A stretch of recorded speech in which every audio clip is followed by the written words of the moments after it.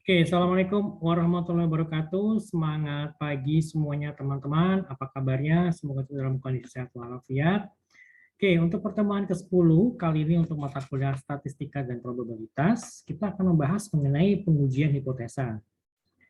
Jadi ini pembahasannya akan terdiri dari pembahasan mengenai distribusi normal, kriteria-kriteria pengujian seperti apa, lalu langkah-langkah pengujian hipotesis, dan juga beberapa jenis kurva distribusi normal, dan kita akan juga membahas mengenai contoh-contoh soal. Oke, ini saya langsung aja kepada slide-nya. Sebentar.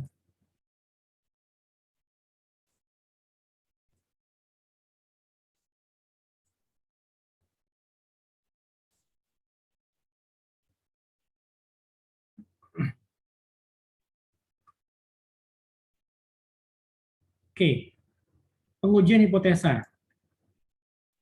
Kita lihat di sini untuk distribusi normal, jadi ada dua rumus, baik itu rumus yang satu rata-rata, dan juga rumus untuk yang dua rata-rata. Ini kalian bisa lihat di sini, rumusnya itu adalah Z, ini ya, untuk yang di rumus satu rata-rata, dan juga untuk rumus dua rata-rata ada Z di sini, jadi ada perbedaannya.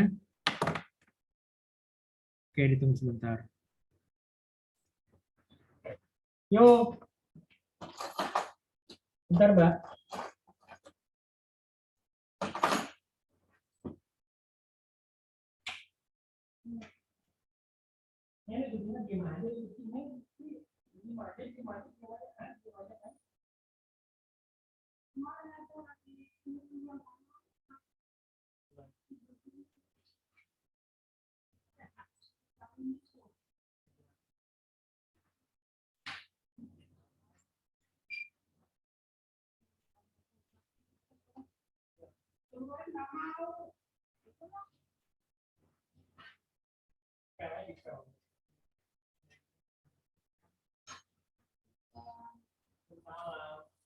Udah berangkat. Kenapa? Setengah 7 udah berangkat. Oh. Kalau Rabu pagi, Sabtu siang. Agenda.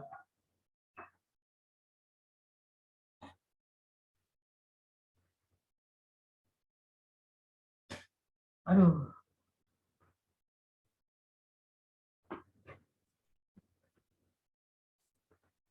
Oke, kita lanjutkan, sorry sedikit. Oke, ini perhatikan ada rumusnya ada dua ya. Jadi untuk rumus distribusi normal yang satu rata-rata, ada rumus distribusi normal untuk dua rata-rata. Kita perhatikan di sini untuk keterangannya, ini X yang di garis atas merupakan rata-rata sampel, U-nya adalah rata-rata populasi, dan itu adalah simpangan baku ini ya, seperti angka 0, dan N adalah jumlah sampel. Oke, untuk kriteria pengujian, perhatikan di sini ya, untuk satu rata-rata di mana N itu adalah lebih dari 30, N itu adalah ini ya, jumlah sampel lebih dari 30, atau lebih dari atau sama dengan 30 menggunakan Z table, dan apabila kalau N itu kurang dari 30 menggunakan T table ya. Nah, untuk dua rata-rata, kalau N1 ditambah N2 dikurang 2 lebih dari sama dengan 30 menggunakan Z table, dan kalau N1 ditambah N2 dikurang 2 itu kurang dari sama dengan 30, itu menggunakan T-table. Nah, untuk langkah-langkah pengujian hipotesis, seperti bisa lihat di sini, ya perhatikan yang kalau HO itu lebih, di mana HO itu U-nya lebih dari sama dengan OU, HA itulah U yang kurang dari kurang dari UO, Z-nya itu kurang dari minus Z alpha. Dan juga perhatikan juga sini untuk dua rata-rata. Ini kalian bisa coba cek sendiri untuk masing-masing ini rumpah langkah-langkah pengujian hipotesis baik untuk yang satu rata-rata dan juga yang dua rata-rata. Nah, untuk langkah-langkah pengujian hipotesis, kita pilih nih mau yang pakai satu arah atau yang dua arah. Kemudian juga kita menentukan tarif nyata alfa. Perhatikan, jika satu arah, alfa tidak dibagi dua. Tapi kalau dia dua arah, alfa ini dibagi dua. Kemudian menentukan nilai kritis Z table, lalu menentukan nilai Z hitung, dan juga keputusan dan juga gambar seperti apa, baru kita menentukan kesimpulannya. Kita lihat di sini ada beberapa kurva, dimulai dari kurva yang normal, Ya, kemudian kurva normal berbentuk seperti lonceng dan simetris terhadap rata-rata, gitu kan ya. Nah, kemudian kalau untuk kurva distribusi normal dua arah bentuknya seperti ini. Jadi ada HA, HA-nya itu di sebelah kiri ini yang minus, HA dari sebelah kiri dan juga sebelah kanan, ini kan ada dua arah, dan HO-nya ada di tengah sini. Nah, kemudian kalau untuk kurva distribusi normal satu arah sisi kiri, HA-nya dari sebelah kiri dan HO-nya di sebelah kanan. Demikian juga untuk yang di kurva distribusi normal satu arah sisi kanan, HA-nya ada di sebelah kanan dan HO-nya di sisi kiri. Nah, seperti itu. Nah, sekarang kalau kita lihat di sini untuk contoh yang pertama, uji dua arah. Jadi suatu populasi berupa seluruh plat baja yang diproduksi oleh suatu perusahaan memiliki rata-rata panjang 80 cm dengan simpangan baku 7 cm. Kemudian sudah berselang 3 tahun, teknisi perusahaan meragukan hasil hipotesis mengenai rata-rata panjang dari plat baja tersebut. Guna meyakinkan keabsahan hipotesis, diambil satu sampel sebanyak 100 unit plat baja dari populasi di atas. Dan diperoleh hasil perhitungan bahwa rata-rata panjang plat baja itu adalah 83 cm. Dan standar deviasinya tetap. Kemudian pertanyaan adalah apakah ada alasan untuk meragukan bahwa rata-rata panjang plat baja yang dihasilkan perusahaan tersebut sama dengan 80 cm pada taraf signifikansi alfa sama dengan 5%. Oke, diperhatikan ya. Ini jumlah sampel itu adalah 100 unit. Kemudian simpangan bakunya 7 cm, gitu kan ya. Kemudian rata-rata panjangnya 80 cm. Oke, kita lihat. HO-nya itu adalah UO itu adalah nilai 80. HA itu UO itu tidak sama dengan 80. Kemudian kita menggunakan statistik uji Z, ya. Perhatikan kenapa dia menggunakan statistik uji Z. Nah, tadi kan jumlah sampel itu adalah lebih dari 30 kan. Untuk kita menggunakan statistik uji itu adalah Z. Arah pengujian kita menggunakan dua arah. Kemudian tarafnya pengujian adalah alfa sama dengan 5% tadi kan. Ini 5% itu sama dengan 0,05 dibagi 2 karena dia dua arah kan. Jadi 0,025. Nah, kemudian nilai alfanya 0,5 dikurang 0,25 itu sama dengan 0,475, di mana berarti Z-nya itu adalah, kita mencari nilai Z-nya itu, Z 0,475 nilai itu adalah, dari tabelnya itu kita menggunakan Z table, nilainya menjadi 1,96. Kemudian kriteria pengujian itu H0 diterima jika nilai Z-nya itu berkisar dari kurang dari sama dengan minus 1,96 sampai dengan kurang dari atau sama dengan 1,96. Jadi nilai berkisar di ini dari antara minus kurang dari sama dengan minus 1,96 sampai dengan kurang dari 1,9 kurang dari atau sama dengan 1,96. H0 ditolak jika Z-nya itu sama dengan Z-nya itu lebih dari 1,96 atau Z-nya itu kurang dari minus 1,96. Nah, kalau kita lihat sini statistika hitung, berarti ini kita masuk ke dalam rumus ini ya. Seperti ini, kemudian dihasilkan nilainya 4,28. Keputusannya itu adalah terima HA. Perhatikan di sini kita terima HA. Ya kan? Karena bahkan nilainya itu tidak sama dengan 80. Oke, sekarang kita perhatikan. Kesimpulan nilai Z hitung ada di daerah penolakan H0, ya kan? Jadi pernyataan teknisi perusahaan yang meragukan hipotesis mengenai rata-rata panjang plat baja tersebut adalah benar, gitu kan? Oke, kemudian kita lihat contoh yang kedua. Ini adalah untuk uji satu arah kiri. Kalau tadi yang ini kita adalah uji dua arah. Nah, kita sedang uji satu arah kiri. Ujilah pernyataan suatu perusahaan rokok X yang menyatakan bahwa kadar tar rokok produksinya kurang dari 17,5 mg. Dari sampel acak 8 batang rokok, ternyata memiliki rata-rata kadar tarnya itu adalah 18,613 mg dengan simpangan baku 1,422 mg. Kemudian kita gunakan alfa itu sama dengan 5% untuk menguji pernyataan tersebut di atas, gitu ya. Oke, perhatikan bahwa di sini adalah H0 itu adalah UO lebih dari sama dengan 17,5 mg. Nah, kalau HA-nya itu adalah UO kurang dari 17,5 mg.